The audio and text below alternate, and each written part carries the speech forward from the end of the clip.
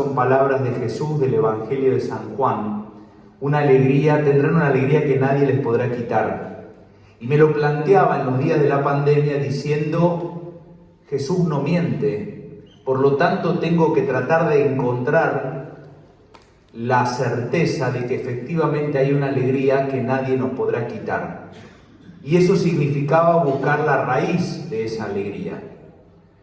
Por eso digo que la reflexión es una reflexión propiamente del 2020, en términos de que por lo menos por mi cabeza y por mi corazón pasaba la certeza de que Jesús me decía la verdad. Tendrás una alegría que nadie te podrá quitar. Pero tenía que tratar de buscar los motivos para confirmar que lo de Jesús era veraz. Yo en ese momento era obispo en Río Gallegos, con lo cual vivía aislado por lo menos de mis afectos familiares, de mis amigos de la vida. También en la ciudad de Río Gallegos haciendo todo un trabajo social importante, acompañando a las comunidades, a los comedores, a los merenderos, pero no pudiendo salir de la ciudad. Con lo cual había una gran parte de mi diócesis que yo no podía visitar. Tierra del Fuego, entre otras, pero después también todas las localidades hacia el norte. La provincia de Santa Cruz llega a tener una parroquia a 900 kilómetros de la sede episcopal. Con lo cual el aislamiento se sentía mucho más profundo.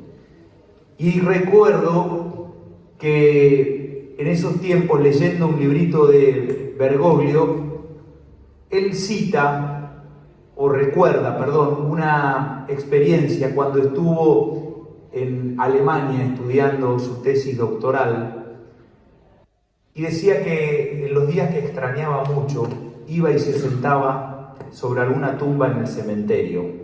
Y entonces un compañero lo siguió un día, un compañero de estudio, y le dijo, bueno, ¿qué haces ahí en el cementerio? Y él dijo, cuando extraño mucho a mi Argentina, me siento ahí, veo pasar aviones, me imagino que van a la Argentina y los saludo. Ese día yo empecé a encontrar la pista por donde estaba mi alegría. ¿Por qué? Porque yo me sentaba en el fondo de mi casa, donde vivía en Río Gallegos, y cuando pasaba el avión sanitario, lo saludaba, imaginando que estaba saludando a mi familia que iba a Buenos Aires. A partir de ahí, dije, no soy el único loco que le pasan estas cosas. Con lo cual, en lo profundo del corazón, yo podía recrear mis afectos. En lo profundo de mi corazón yo podía recrear mis vínculos.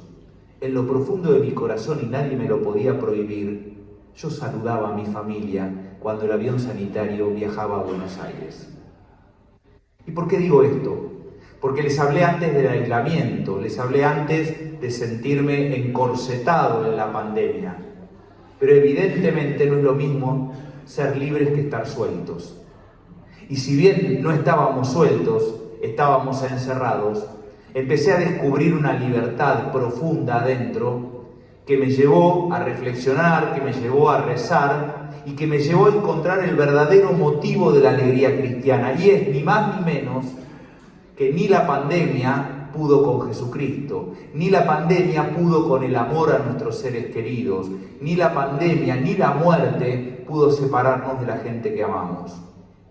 Y entonces, esto de el amor es más fuerte y que en definitiva la vida triunfa aún en esos momentos de profundo dolor.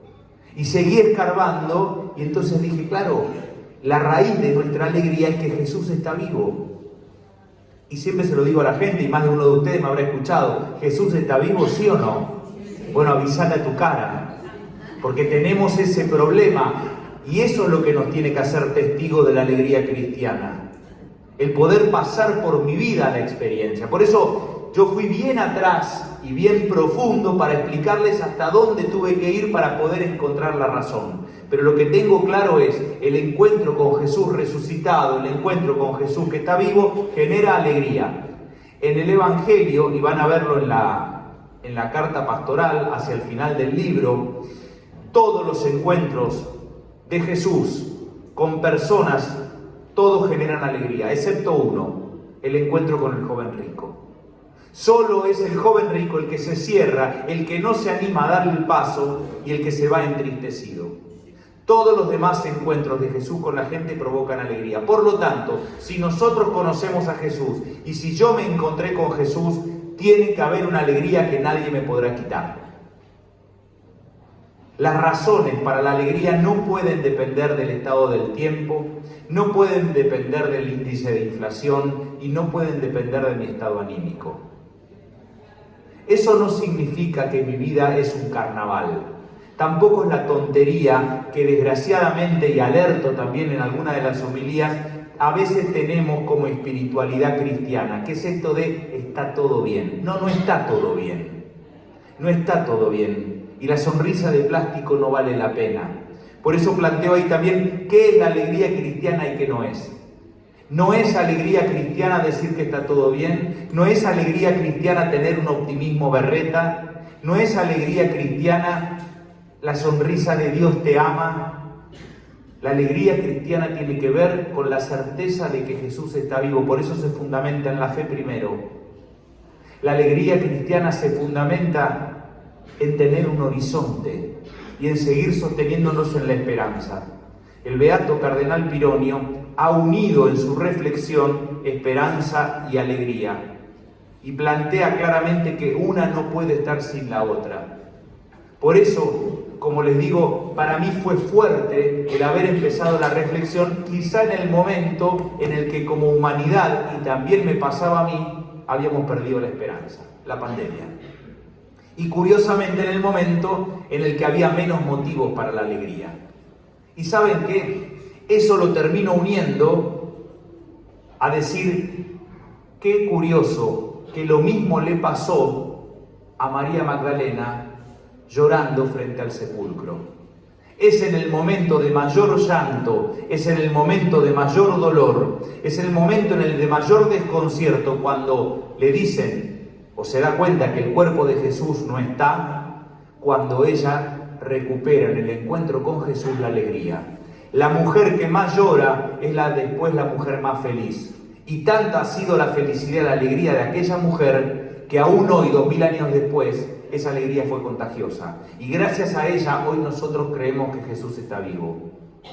Ahora, hay que transitar el dolor primero para tener alegría. Por eso creo que muchos han perdido la alegría. Porque primero perdieron la capacidad de sufrir y la capacidad de llorar. Porque vivimos también en la cultura de donde no hay que llorar, vivimos en la cultura donde los velorios los hacemos cada vez más cortos, vivimos en la cultura en la que de la muerte no hablamos y a los cementerios no vamos.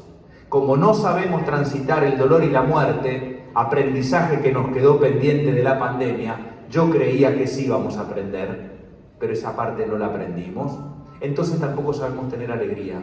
María Magdalena fue capaz de alegrarse primero porque se lloró todo. Y se lloró todo en el lugar del dolor, una tumba. Y no le tuvo miedo al dolor.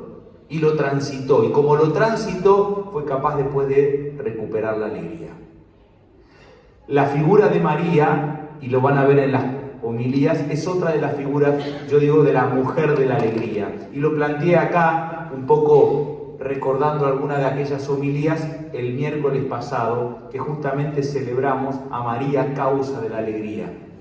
Y en la vida de María hay un montón de rasgos de alegría. Ahora, no es una mujer tonta que cree que no pasa nada malo. Transitó por un montón de situaciones difíciles. Pero de nuevo, asumiendo esas situaciones difíciles, también fue testigo de la resurrección.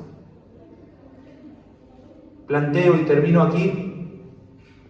En la carta pastoral, el título de la carta pastoral es La revolución de la alegría. Algunos me preguntaban por qué revolución, y ni más ni menos porque creo que en tiempos difíciles es revolucionario sostenernos en la alegría y la esperanza. Los argentinos somos especialistas en diagnósticos y por lo tanto opinamos de todo sabemos. Como digo siempre, en época de mundial le damos clase a Scaloni de qué jugador tiene que poner y a cuál tiene que sacar. En la época de la pandemia éramos todos bioquímicos y decíamos qué vacuna había que darse. Ayer creo que fue el día del farmacéutico o antes de ayer, mi hermano más chico es farmacéutico y recuerdo estando en Río Gallegos, lo llamé un día y le digo, vos sos un tonto, ¿para qué estudiaste? ¿Por qué me decís eso? Digo, no, porque la señora del kiosco recién me dijo que me dé la Pfizer, no la Sputnik. Pero hagámonos cargo, hablamos de laboratorios y de vacunas y no teníamos ni una materia del ciclo básico. ¿Y saben por qué quiero hacer notar esto? Porque justamente al quedarnos en el diagnóstico, eso no fue como haciendo una vida apesadumbrada, quejosa, protestona. Monseñor Jano hablaba recién de la alegría es un estilo de vida. Cuidado porque la queja y la mala onda también es un estilo de vida. Y yo creo que se nos fue pegando. Y entonces, si todo el tiempo estamos hablando de lo que sale mal, si todo el tiempo estamos hablando de lo que está mal, y a mí me da risa porque hablamos de la realidad social y todo, y yo digo, como si la gente no lo supiera. La gente lo sufre en carne propia, no hay necesidad de que yo le venga a hacer diagnósticos. Lo que en realidad tendríamos que pensar es en propuestas superadoras. Hoy escuchaba a la mañana, en épocas de crisis, dice que la gente inteligente busca soluciones. Los mediocres buscan culpables. Cuando ayer salió el índice de pobreza, Argentina se volvió a llenar de mediocres. Todos buscaron culpables, pero nadie busca consensos y acuerdos. Ese puede ser un gran motivo de alegría para los argentinos. Que dejemos de buscar culpables y se pongan de acuerdo aunque sean 2 políticas públicas. ¿Saben la alegría que vamos a tener? Por eso me parece que es importante que también pensemos en un término que en alguna homilía planteaba, que es la alegría social. Ya no solamente la alegría propia, la alegría familiar, la alegría, si quieren, más íntima, que está ligada a mi encuentro personal con Cristo, que está ligada a transitar mis propios dolores, mis propios sufrimientos, en hacerme cargo de mi propio llanto y desde ahí tratar de encontrarme con el resucitado. Y yo les contaba mi experiencia de la pandemia, sino que tenemos que pensar también en términos de alegría social. Cómo poder lograr, ¿sí?, como pueblo argentino, recuperar la fiesta, que es algo tan sanante y que me parece que hemos ido perdiendo porque se nos contagió el estilo de vida de la queja y de la mala onda constante. Termino, lo decía la doctora Emil Secuda, lo pone en el prólogo, yo hablo de heridas y no de grietas. La grieta me la imagino en una pared o me la imagino en un piso. Y en general la grieta no se cierra nunca, o si se cierra se vuelve a abrir. En cambio la herida me da siempre esperanza de que alguna vez cicatrice. Al mismo tiempo que hablo de herida porque creo que nos duele. Creo que nos tiene que doler también el estilo de vida que como argentinos hemos ido adquiriendo. De la crítica violenta, del vernos como enemigos, de enfrentarnos todo el tiempo y de que frente a situaciones tan dolorosas como puede ser la realidad social, nos transformemos en estos mediocres que buscan culpables y no buscan soluciones. Gracias.